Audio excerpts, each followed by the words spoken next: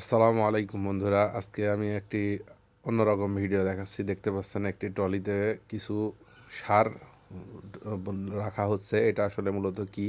এটা মূলত গরুর গোবর দিয়ে যে তৈরি হয়, এক বছর ধরে একটি হাউজে রাখা হয়। রাখায় পচানোর পরে এই সারটা তৈরি হয়।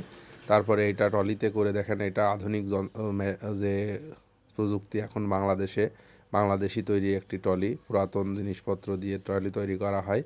এ, আগে এটা মহিষের গাড়িতে করে নিয়ে আসা হতো, আর এখন দেখেন কোনো মানুষের স্পর্শ বাদে হাইড্রোলিকের মাধ্যমে পুরাতন সব কিছুর মাধ্যমে দেখেন কত সুন্দর আধুনিক মানের একটি মেশিন তৈরি করা হয়েছে।